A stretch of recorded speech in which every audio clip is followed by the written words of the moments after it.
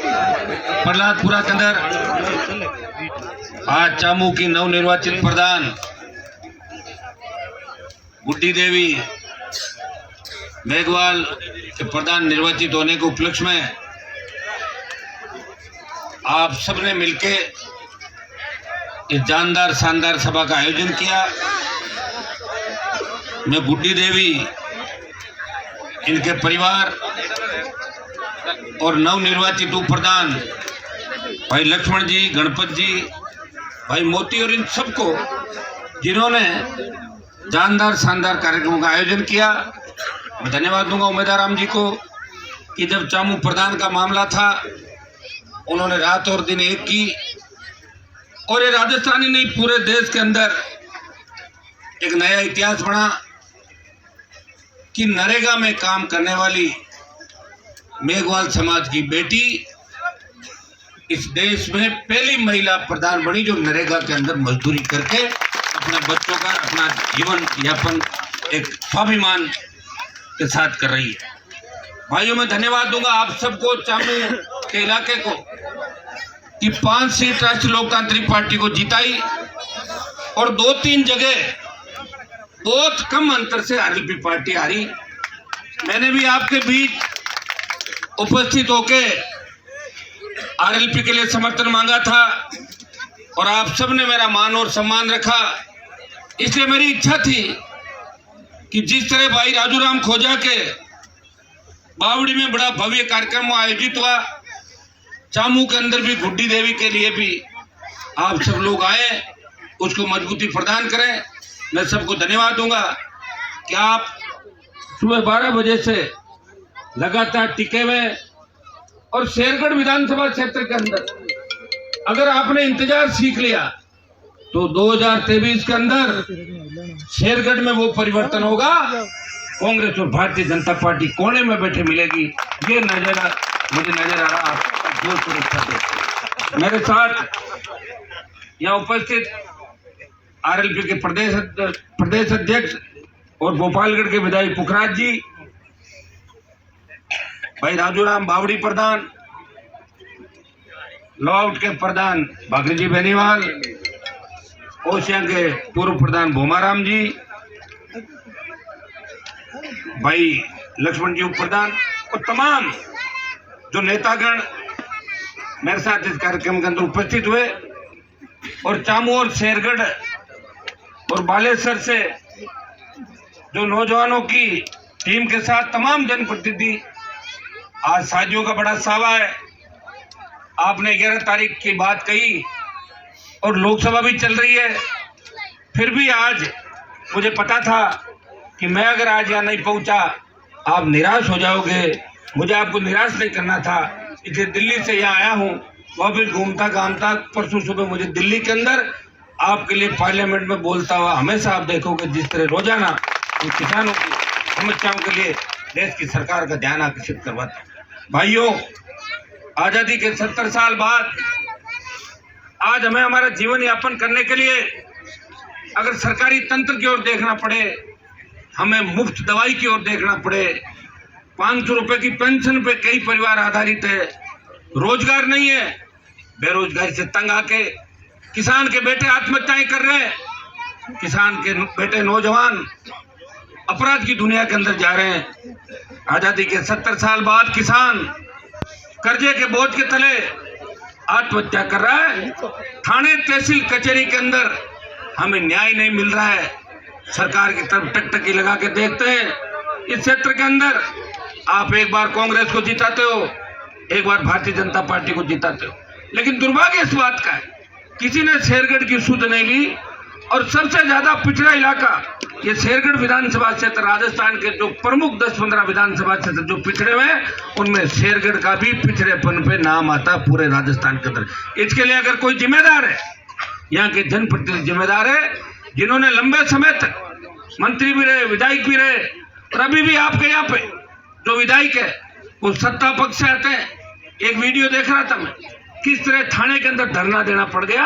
कांग्रेस का विधायक थाने में धरना देके बैठा है और थानेदार कुर्सी पे बैठा है। ये कौन सा लोकतंत्र है बताओ मुझे, जो नजर नहीं आ रहा लोकतंत्र। लेकिन दुर्भाग्य इस बात का था कि पिछली बार कुछ ऐसी घटनाएं घटी जिनकी वजह से यहाँ का जो रिजल्ट था वो प्रभावित हुआ। आरएलपी पार्टी का भी उम्मीदवार आपके बीच था, आपने 10,000 से ज्यादा वोट देके राष्ट्रीय लोकतांत्रिक पार्टी की उपस्थिति इस शेरगढ़ विधानसभा क्षेत्र के अंदर दर्ज कराई थी। मैं आपको विश्वास दिलाता हूँ कि हनुमान बेनीवाल किसान कौम के मान और सम्मान की लड़ाई लड़ रहा है। मुझे मंत्री बनना होता तो मैं 20 साल पहले बन जाता, अभी दिल्ली में मंत्री बन जाता। लेकिन जब देश का किसान तकलीफ में था तो अपने किसान भाइयों को न्याय दिलाने के लिए, किसान आंदोलन के अंदर ऊर्जा फूंकने के लिए, मजबूती देने के लिए मैंने प्रधानमंत्री का साथ छोड़ा और सड़क पे किसानों के साथ 60 दिन तक बैठा रहा।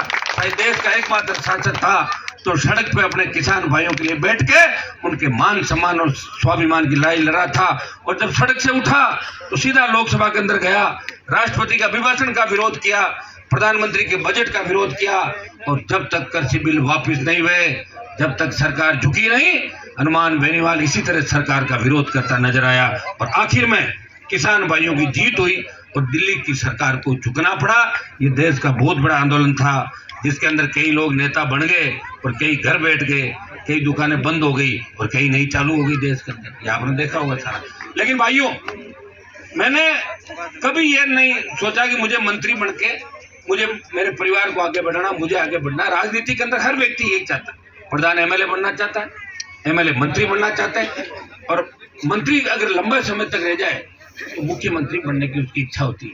हनुमान बेनीवाल पहला नेता है जिसने मंत्री पदों को ठोकर मारी और देश और प्रदेश के अंदर किसानों का संतरी बन के सेवा करने का संकल्प लिया। और मैं संतरी बनकर आपकी सेवा कर रहा हूँ। मुझे खुशी है कि भाई राजू राम खोजा, बुद्धि देवी जैसे दर्जनों नेता राजस्थान के अंदर तैयार हुए। ये राष्ट्रीय लोकतांत्रिक पार्टी ऐसी पार्टी है जिसकी 5-5 लाख की सभाओं के अंदर हर कॉलेज यूनिवर्सिटी का नौजवान आधा घंटे भाषण देता है। कांग्रेस और भारतीय जनता पार्टी की रैली में उनको मंच पे भी नहीं चढ़ने देते। ये आपने अच्छी तरीके से देखा होगा। अगर सेकंड पीढ़ी की कोई सोच करता है, पुराने नेताओं ने कभी भी दूसरी पंक्ति को खड़ा नहीं किया। आपके जोधपुर के अंदर भी बड़े बड़े नेता हुए, ओमाराम जी बता रहे थे आपको पहले। अगर वो दूसरी पीढ़ी को तैयार करते तो एकदम से किसान राजनीति हाथ से बनी जाती। या तो नाम वोट तो किसान के नाम से मांगते थे और यहाँ दिखते नहीं थे, पीने का पानी भी नहीं लाए।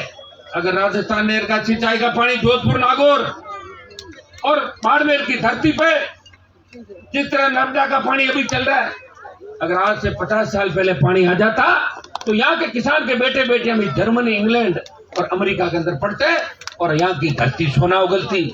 उनकी सोच के अंदर गंदगी थी।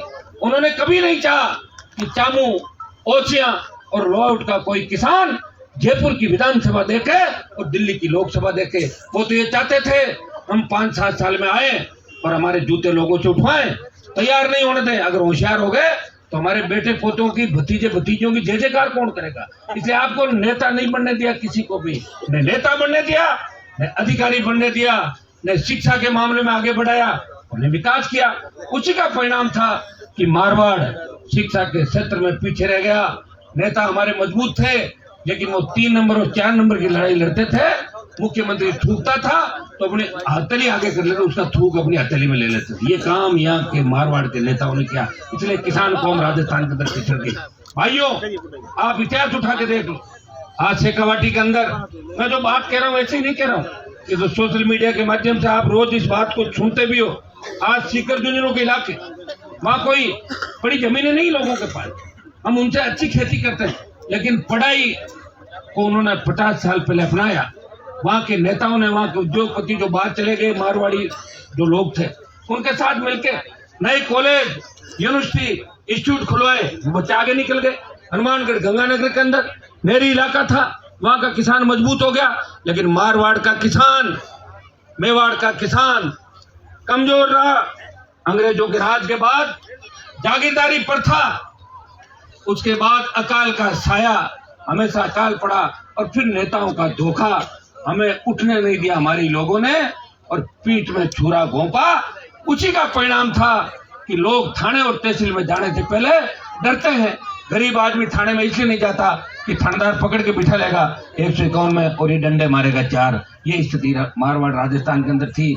लेकिन मुझे इस बात का धन्यवाद दो मैं ये नहीं कहता कानून अपने हाथ में लो, लेकिन जो व्यक्ति निर्दोष है वो थाने में जाने से डरे और बदमाश थाने में पार्टियां करे, और फॉर्च्यूनर वाला तो थाने के थानेदार के गेट के आगे गाड़ी खड़ी करे, और जो गरीब आदमी ट्रैक्टर या मोटरसाइकिल वाला साइकिल वाला वो थाने में जाने से डरे। इस व्यवस्था को बदलने के लिए हनुमान बेनीवाल ने संकल्प लिया, और मैं विश्वास दिलाता हूँ इन चुनाव के अंदर आपने देखा होगा कहाँ गई आचार संहिता। ठीक है, मैं जब आया था तो आ गई सारी आचार संहिता। मजबूती, आपको मजबूती देने के लिए आपका भाई आपके बीच खड़ा है। मुझे खुशी है कि आप सब बुड्ढी देवी को आगे बढ़ाना चाहते हो। मैं धन्यवाद दूंगा प्रधान उप प्रधान दोनों को कि आज इन्होंने पहली बार भाषण दिया। लक्ष्मण भी पहली बार दिया और अच्छा बोले। अब धीरे धीरे प्रधान जी जब आप मीटिंग लोगी तो आपको धीरे धीरे बोलना है। कोई जरूरी नहीं पहले दिन आधा घंटा बोलो, 2 मिनट 3 मिनट, और धीरे धीरे जब एरिया में जाओगे तो भाषण भी अच्छा हो जाएगा। क्योंकि मैंने देखा था जब वसुंधरा को पकड़ के लाए थे 2002 में, तो वो नशे में टूल रहती थी, बोल नहीं पाती थी, लिख के देते तो बोलती फिर पड़ जाती थी, फिर भी मुख्यमंत्री बन गई। ये तो ज्यादा ठीक है, कम पढ़ी लिखी है फिर भी हिम्मत और हौसले के साथ बोली, खड़ी होकर बोली मैं दूंगी भाषण। यही तो हौसला होता है जो आदमी को आगे लेके जाता है। जब चामू के 5 मेंबर मेरे साथ थे नागौर के अंदर, तो मैंने पूछा सबसे बात करी, तो मैंने कहा गुड्डी तू प्रधान बन जाएगी? बोला हाँ मैं बन जाऊंगी। तो कितना बड़ा कॉन्फिडेंस कि मैं तो प्रधान बनूंगी। तो मैंने कहा कैसे बनोगी? बोले जितने लोग हैं आप सब साथ हो तो मैं प्रधान बनूंगी। और मैं इसमें धन्यवाद दूंगा यहाँ के हमारे पूर्व विधायक बाबू सिंह जी का भी कि उन्होंने गुड्डी देवी की मदद करी, और 5 मेंबर उन्होंने राष्ट्रीय लोकतांत्रिक पार्टी को समर्थन दिया। और उप प्रधान में उन लोगों की इच्छा थी कि सिंबल भाजपा करे। मैंने कहा कोई दिक्कत नहीं, रख लो आप। हमारा झगड़ा तो ज्यादा राजस्थान में कांग्रेस पार्टी से, क्योंकि कांग्रेस जहां सरकार होती है उससे मेरा झगड़ा होता है। दिल्ली में मोदी जी से झगड़ा और राजस्थान में गहलोत से झगड़ा। देख लो बाप, मैं झगड़ता ही जा रहा हूँ। कोटपुतली तक तो राजस्थान की सरकार और आगे जाओ तो दिल्ली की सरकार से। लेकिन भाइयों, हनुमान बेनीवाल ने हार नहीं मानी। मेरे पास कोई व्यक्ति काम लेके आया, मैंने उसको ये नहीं कहा कि मेरी सरकार नहीं है, मेरी चलती नहीं, मैं काम नहीं करूंगा। हाँ, परेशान जरूर हो जाता हूँ, अकेला व्यक्ति हूँ। कभी राजस्थान के किसी कोने में दिखूंगा, कभी राजस्थान के किसी कोने में दिखूंगा। मैं तो आज हिंदुस्तान की लोकसभा के अंदर ये मामला उठाया कि इस हाई कोर्ट व्यवस्था, जो हाई कोर्ट जज आप बनाते हो, इसमें भी जाट, मीणा, मेघवाल, गुर्जर, यादव, तमाम जातियां, जो पिछड़ी हुई जातियां जिनका वर्चस्व राजस्थान के अंदर है, उन तमाम स्टेट के अंदर जो बड़ी जातियां हैं, चाहे SC ST OBC हो, उनको आप हाईकोर्ट जज नहीं बनाते। आपका सिस्टम बना हुआ है किस तरह हाईकोर्ट के जज बनते हैं, किस तरह सुप्रीम कोर्ट जजों का आप मनोनयन करते हो। भाइयों, लोकसभा के अंदर अपनी कौम का नाम लेके बात करने में बहुत जोर आता है। लोग अपनी पार्टी की बात करते हैं, और कई लोग तो ये चाहते हैं कि लोकसभा में अपना टाइम निकालें और चुपचाप चले जाएं, क्योंकि जो ज्यादा बोलता है उसके दुश्मन भी ज्यादा होते हैं। जानते हो ना ये सारी बातें। हनुमान बेनीवाल इन चीजों की परवाह नहीं करता।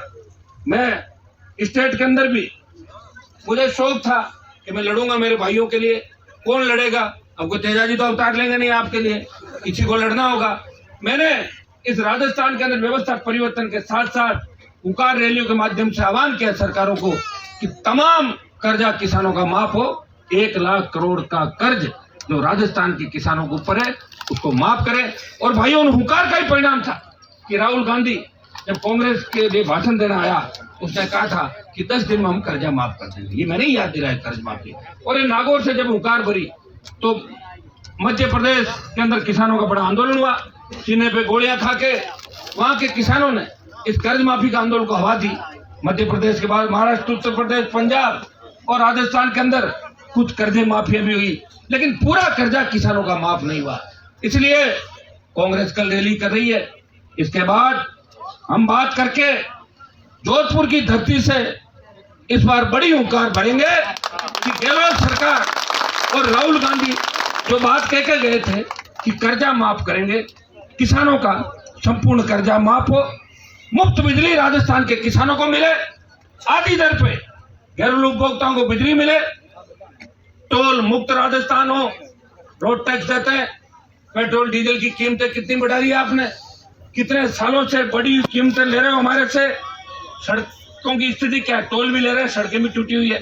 भाइयों, टोल मुक्त राजस्थान, बेरोजगारी भत्ता, मजबूत लोकायुक्त राजस्थान के अंदर बने, मंत्री के खिलाफ मुकदमा हो, चाहे एमपी के खिलाफ, एमएलए के खिलाफ या सीएम के खिलाफ, उनके खिलाफ कार्रवाई हो सके, इसलिए मजबूत लोकायुक्त की आवश्यकता राजस्थान के अंदर है। हमारे यहाँ पे